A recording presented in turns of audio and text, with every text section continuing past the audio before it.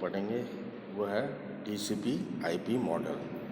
TCP IP model means transmission control protocol oblique internet protocol model. TCP IP means transmission control protocol and internet protocol. ये network model है जो current internet architecture में काम में आता है। Protocols क्या होते हैं? सेट ऑफ रूल्स होते हैं which govern how the communication will take place over a network. किस तरह कम्युनिकेशन किसी नेटवर्क पे होगा, इसको गवर्न कौन करता है? प्रोटोकॉल्स। ये जो प्रोटोकॉल होते हैं यह बतलाते हैं कि movement of data between the source और डेस्टिनेशन, सोर्स और डेस्टिनेशन के बीच में डेटा का मूवमेंट किस तरह होगा। ठीक है।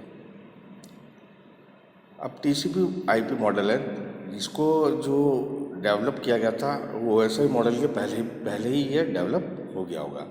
इसमें बेसिकली इसमें 5 लेयर्स होती है: application layer, transport layer, network layer, data link layer and physical layer.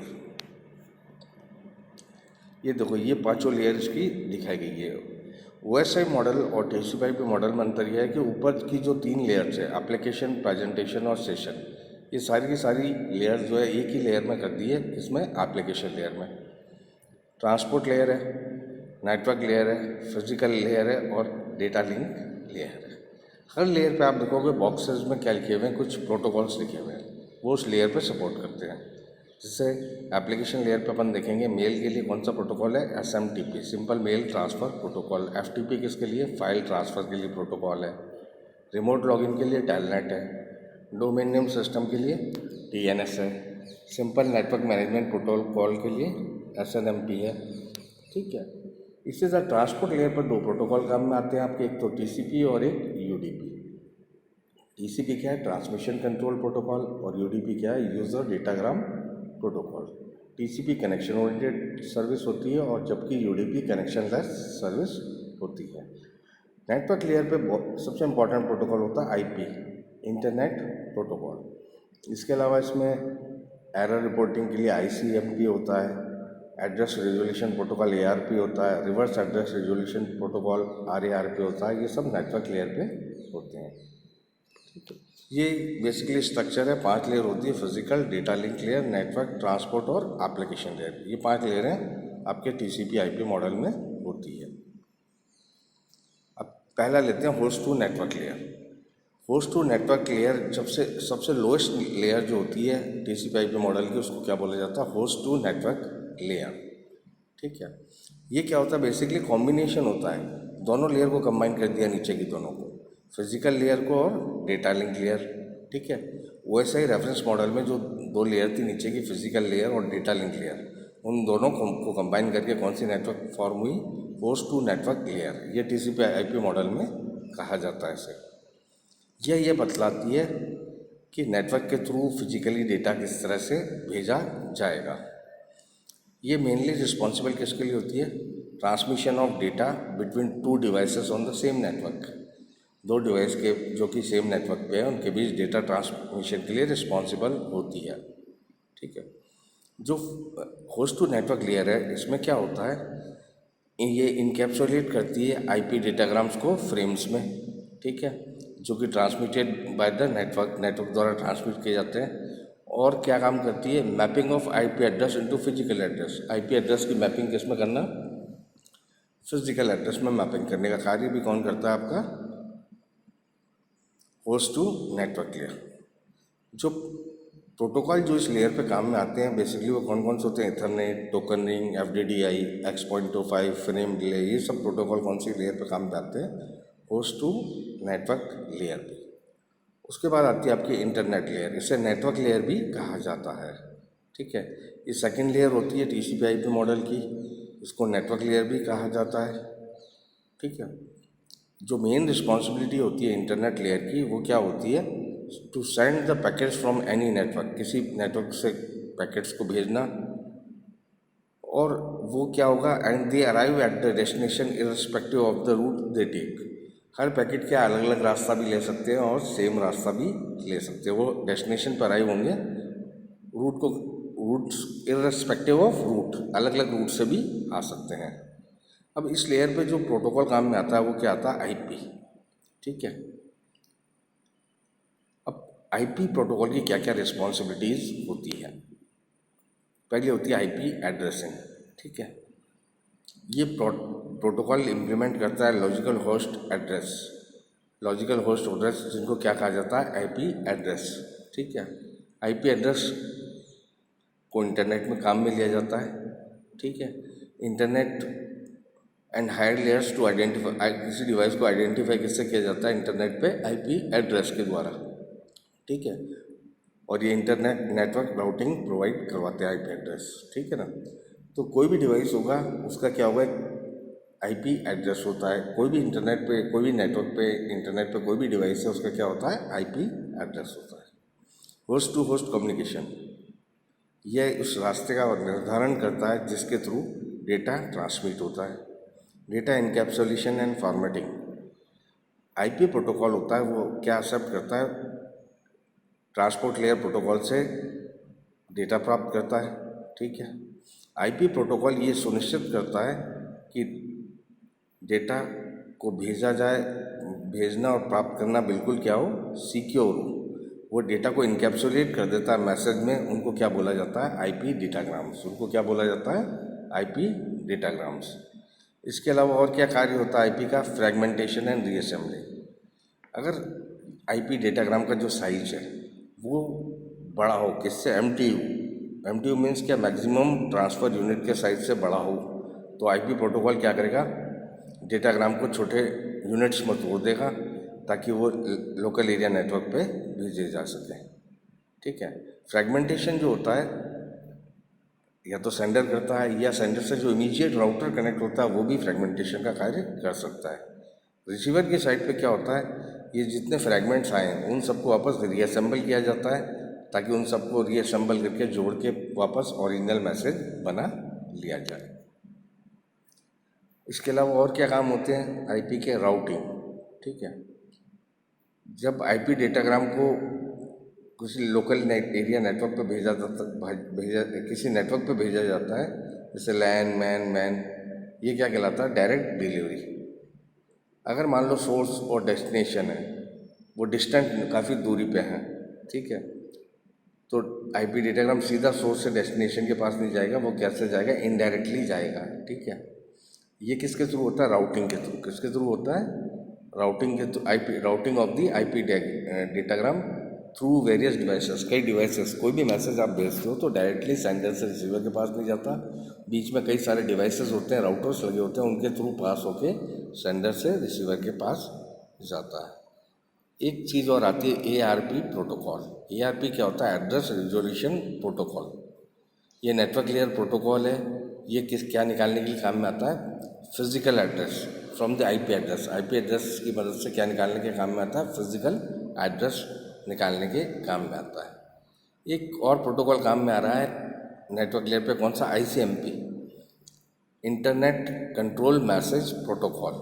ठीक है, ये एक मैकेनिज्म होता है, ये होस्ट के द्वारा या राउटर के द्वारा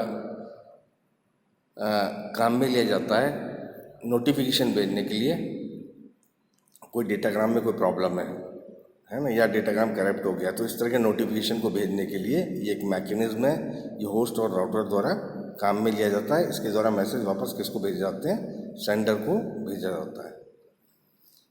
डेटाग्राम कैसे ट्रैवल करता है, होस्ट राउटर टू राउटर, एक राउटर से जाता है दूसरे के पास, दूसरे से तीसरे के पास, कब तक जाता रहता है, जब तक कि ये फाइनल डेस्टिनेशन पे नहीं पहुंच जाता। ठीक है, अगर मान लो राउटर है वो डेटा का राउटिंग करने में पॉसिबल नहीं कर पाता क्योंकि कुछ अनयूजुअल कंडीशन हो गई, जैसे लिंक डिसेबल हो गई कोई, या किसी डिवाइस में बीच में आग लग गई, या नेटवर्क में कंजेशन हो गया, बहुत जाम लग गया, तो आईसीएमपी प्रोटोकॉल ऐसी स्थिति में क्या करता है, वो सेंडर को ये इन्फॉर्म करता है कि वो डेटाग्राम अनडिलीवरेबल हो गया है, कि वो डेटाग्राम अनडिलीवरेबल हो गया है। नेक्स्ट आती है आपकी ट्रांसपोर्ट लेयर। ट्रांसपोर्ट लेयर किसके लिए रिस्पॉन्सिबल होती है, रिलायबिलिटी, फ्लो कंट्रोल और करेक्शन ऑफ डेटा जो कि नेटवर्क पे भेजा गया है। दो प्रोटोकॉल काम में आते हैं इसमें, ट्रांसपोर्ट लेयर में, एक तो टीसीपी और दूसरा यूडीपी। यूडीपी क्या होता है? User datagram protocol. ठीक है, ये कनेक्शनलेस सर्विस प्रोवाइड करता है और एंड टू एंड डिलीवरी और ट्रांसमिशन देता है। ये अनरिलायबल प्रोटोकॉल होता है। ठीक है, ये एरर्स को डिटेक्ट कर लेता है लेकिन स्पेसिफाई नहीं करता है किस तरह की एरर है।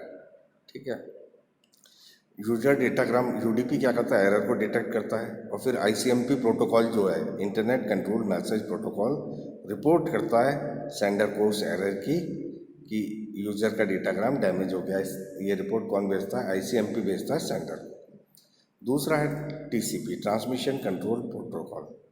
ये क्या प्रोवाइड करता है? Full transport layer service provide करता है एप्लीकेशन को। ये सेंडर और रिसीवर के बीच में एक वर्चुअल सर्किट क्रिएट करता है। ठीक है, और ये कनेक्शन कब तक इस्टेब्लिश रहता है, एक्टिव रहता है? जब तक उन दोनों के बीच में कोई ट्रांसमिशन चल रहा हो। टीसीपी रिलायबल प्रोटोकॉल है क्योंकि ये एरर्स को डिटेक्ट करता है और डिटेक्ट हो गई कोई एरर है तो क्या करता है? रीट्रांसमिट करता है वापस डैमेज फ्रेम को। जिन फ्रेम्स में एरर आ रही है उन फ्रेम्स को रीट्रांसमिट करता है। ठीक है, तो इसमें ये प्रोविज़न होता है कि ये सुनिश्चित किया जाए कि सारे सेगमेंट्स हैं वो रिसीव किए गए हों रिसीवर द्वारा और उनकी एक्नॉलेजमेंट भेजी गई है। ठीक है, सेंडिंग एंड पे टीसीपी क्या करता है? बड़े मैसेज को छोटी यूनिट्स में डिवाइड करता है, उसको क्या बोलते हैं? सेगमेंट। ठीक है, हर सेगमेंट के साथ क्या होता है? उसका सीक्वेंस नंबर होता है। वो सीक्वेंस नंबर की आवश्यकता इसलिए पड़ती है क्योंकि बड़े मैसेज को तो आपने किसमें तोड़ दिया? सेगमेंट में। हर को एक एक नंबर दिया जाता है कि रिसीवर के पास उन सेगमेंट्स को वापस जोड़ोगे तो क्रम से जोड़ सको, इसलिए उसमें किसकी ज़रूरत रहती है? सीक्वेंस नंबर की, ताकि उसको वापस क्रम से जोड़ के हम वापस क्या बना लें? ओरिजिनल मैसेज बना लें। ठीक है, application layer. Application layer top most layer होती है टीसीपी आईपी मॉडल की। ये हाई लेवल प्रोटोकॉल्स को हैंडल करती है। ठीक है, ये यूजर को एप्लीकेशन से इंटरेक्ट करने की सुविधा प्रदान करती है। ठीक है, अगर मान लो कोई एप्लीकेशन लेयर प्रोटोकॉल है, वो कम्युनिकेट करना चाहते हैं दूसरे एप्लीकेशन लेयर से। ठीक है, तो वो डेटा किसके पास भेजते हैं? ट्रांसपोर्ट लेयर के पास। उसके नीचे कौन सी लेयर होती है? Transport layer. जो मेन प्रोटोकॉल काम पे आते हैं एप्लीकेशन लेयर पे कौन कौन से होते हैं? HTTP, hyper text transfer protocol. ठीक है, ये किस लिए काम में आता है? वर्ल्ड वाइड वेब के लिए, WWW, उसके लिए क्या काम में आता है आपका? HTTP। ठीक है, कि ये प्रोटोकॉल अपने को अलाउ करता है access the data over the world wide web. SMTP का फुल फॉर्म क्या है? Simple mail transfer protocol. ठीक है,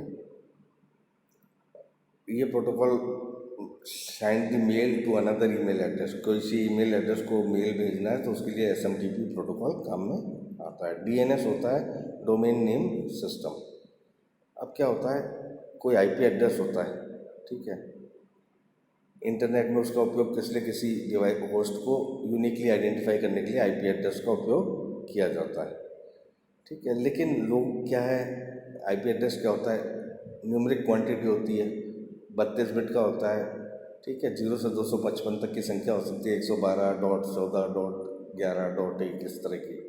लेकिन लोगों को वो याद रखना वो बहुत मुश्किल होता है और लोगों को वो मिनेमोनिक नेम्स याद रखना आसान रहता है, उनको एड्रेस याद करने में बहुत दिक्कत हो सकती है।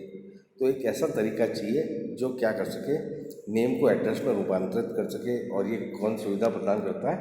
DNS, domain name system. Telnet, ये टर्मिनल नेटवर्क कहलाता है। ठीक है, ये लोकल कंप्यूटर और रिमोट कंप्यूटर के बीच में कनेक्शन इस्टेब्लिश करता है। वो कनेक्शन इस तरह का इस्टेब्लिश करता है कि जो लोकल टर्मिनल है वो इस तरह अपीयर होता है कि वो क्या रिमोट सिस्टम का जो हो उसी पे आपको लगता है उसी कंप्यूटर पे आप काम कर रहे हैं। रिमोट जो कंप्यूटर है उसी पे आप काम कर रहे हैं। ठीक है, FTP किसके लिए? फाइल ट्रांसफ़र प्रोटोकॉल है। ठीक है, ये एक कंप्यूटर से दूसरे कंप्यूटर तक कोई फाइल ट्रांसफ़र करनी है, उसके लिए कौन सा प्रोटोकॉल काम में आता है? FTP। अब TCP IP मॉडल के क्या फ़ायदे और क्या नुकसान है? मेरिट्स क्या है? ये इंडिपेंडेंटली ऑपरेट करता है। स्केलेबल है, मीन्स इसमें इसको स्केलेबल है, इसको बढ़ाया जा सकता है। क्लाइंट सर्वर आर्किटेक्चर को फॉलो करता है। ये कई तरह के राउटिंग प्रोटोकॉल्स को सपोर्ट करता है, ठीक है। और दो कंप्यूटर के बीच में कनेक्शन को इस्टेब्लिश करने के लिए काम में आ सकता है। ये इसके एडवांटेजेस हैं। और इसके डिसएडवांटेजेस क्या हैं? ट्रांसपोर्ट लेयर गारंटी नहीं लेती कि पैकेट्स की डिलीवरी सही हो जाएगी सोर्स से डेस्टिनेशन तक। ये दूसरे एप्लीकेशन में काम नहीं आ सकता, इंटरनेट के लिए काम में आएगा। प्रोटोकॉल को रिप्लेस करना बहुत मुश्किल है, ठीक है। इसमें क्या है, इसकी सर्विसेज को, इंटरफेसेस और प्रोटोकॉल्स को सेपरेट नहीं करता, ठीक है। थैंक्स।